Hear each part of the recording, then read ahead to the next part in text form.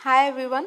आज का हमारा टॉपिक है कि मिनिर्मा बिल केस ने कैसे डेमोक्रेसी को बचाया था, कैसे जुडिशियल रिव्यू जो कि एक बेसिक स्ट्रक्चर ऑफ डॉक्ट्राइन का पार्ट था उसको कैसे बचाया था।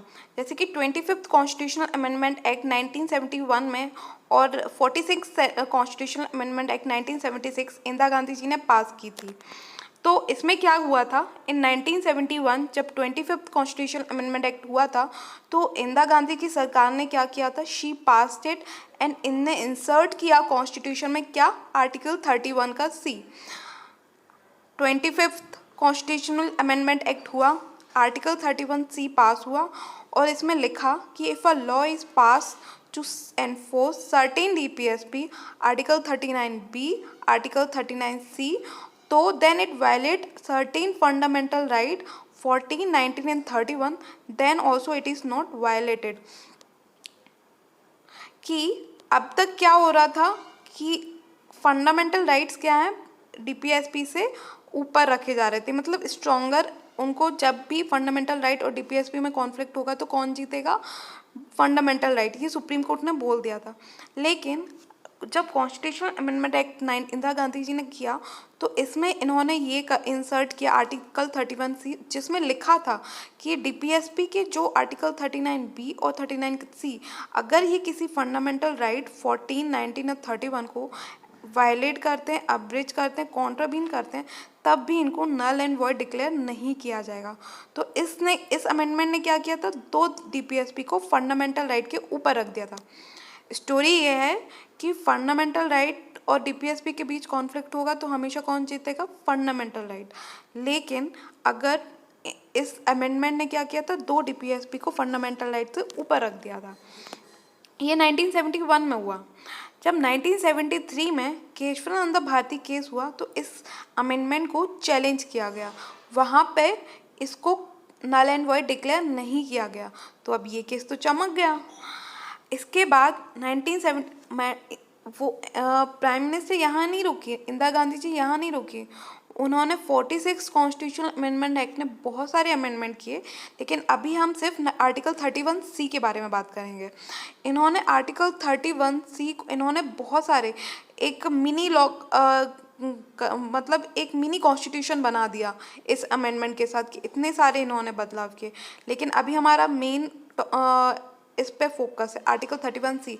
इस अमेंडमेंट में इन्हें साथ में एक्सपांड कर दिया था आर्टिकल कि if any law is pass to enforce any DPSP, अभी तक सिर्फ दो डीपीएसपी को रखा था, अब इन्होंने क्या कर दिया कि if any law is pass to enforce any DPSP then it violate fundamental right, it is not violated. कि अब तक सिर्फ दो डीपीएसपी को ऊपर रखे थे, इस बार इन्होंने सारे के सारे डीपीएसपी को फंडामेंटल राइट से ऊपर कर दिया। कब ऊपर कर दिया इन्होंने, 46 कॉन्स्टिट्यूशनल अमेंडमेंट एक्ट 1976 में। ये कौन कर रहा है, इंदिरा गांधी जी की सरकार। इसके बाद जब और मिनिर्मा मिल केस आया जब 1980 में, तो इसने क्या किया, जो एक्सपांडेड पार्ट था of article 31 C was challenge, कि जो 39 बी और 39 सी को चैलेंज नहीं किया, जो एक्सपांडेड पार्ट था, जो 46 कॉन्स्टिट्यूशनल 25 तो है, वैलिड है। जब केशवानंद भारती केस में बोल दिया, इस केस में क्या, कौन सा, मिनिर्मा बिल केस ने 42nd constitutional amendment act challenge हुआ था, जो 31 सी को एक्सपांड कर दिया। तो उसको मिनिर्मा मिल केस ने क्या कर दिया, नल एंड वॉइड डिक्लेयर कर दिया, इनवैलिड घोषित कर दिया। और साथ में कहा कि in Minerva mill case the article 31 C as amended by the 42nd constitutional amendment act 1976 held invalid because amendment of article 31C destroy the basic structure of the doctrine।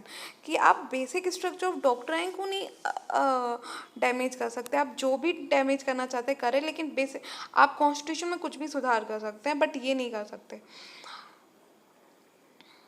और 46 कॉन्स्टिट्यूशनल अमेंडमेंट में एक ये भी amend किया कि article 368 added, मैं इसमें क्या, आर्टिकल 368 सब क्लॉज 4 और आर्टिकल 368 सब क्लॉज 5 ऐड कर दिया और लिखा कि said nothing and no amendment made by the parliament can be challenge in any court of law. भैया ये तो जुडिशियल रिव्यू छीनने की बात करते हैं। अब जुडिशियल रिव्यू राजनारायण केस में कोर्ट ने डिक्लेयर किया था कि ये बेसिक स्ट्रक्चर ऑफ डॉक्ट्राइन का पार्ट है। 1975 में ये डिक्लेयर कर दिया था जुडिशियल रिव्यू को as a basic structure of doctrine. और अब जब जुडिशियल रिव्यू ही छीन रहे हैं, said no amendment made by the parliament can be challenge in any court, कि अब इस बार इन्होंने क्या कह दिया कि अभी तक 1973 में बेसिक स्ट्रक्चर ऑफ डॉक्ट्राइन आया, 73 में। अब इंदिरा गांधी जी चुप तो बैठेंगी नहीं, उन्होंने बोल दिया कि अब हम कोई भी अमेंडमेंट करेंगे ये किसी कोर्ट में चैलेंज ही नहीं होगा। और judicial review basic structure of doctrine का पार्ट है, तो ये यहाँ पे जुडिशियल रिव्यू भी चैलेंज हो गया। तो thus she is taking away the judicial review which is a basic structure of doctrine mention in the Kesavananda Bharati case. तो चैलेंज बाय द जो लॉयर थे नाना पालकीवाला, जो ग्रेट लॉयर थे, इन्होंने क्या कर दिया, चैलेंज कर दिया Minerva mill case. Minerva mill case में लॉयर जो लड़ रहे थे केस, वो कौन थे, नाना पालकीवाला, जिन्होंने बचाया the case which save and evolve basic structure of doctrine. तो जब भी आपको अभी क्वेश्चन आए बेसिक स्ट्रक्चर ऑफ डॉक्ट्राइन के बारे में इवॉल्व करने का, या डेमोक्रेसी को किसने सेव किया, या जुडिशियल रिव्यू को किसने बचाया, तो मिनर्वा मिल केस को आपको मेंशन करना है। Judicial review basic structure of doctrine वो है, it is an idea evolving, कि मतलब ये माइंड ऑफ जजेस में है और जो केस टू केस बेसिस पे इवॉल्व, ये ना तो कॉन्स्टिट्यूशन में मेंशन है ना डिफाइन है, ये जैसे जैसे केस टू केस आते जाएंगे ये इवॉल्व होता जाएगा, और ये एक जुडिशियल इंटरप्रिटेशन है। That's all for today. अगर आपको मेरा लेक्चर अच्छा लगा तो प्लीज़ लाइक करिए एंड मेरे चैनल को सब्सक्राइब करिए। Thank you.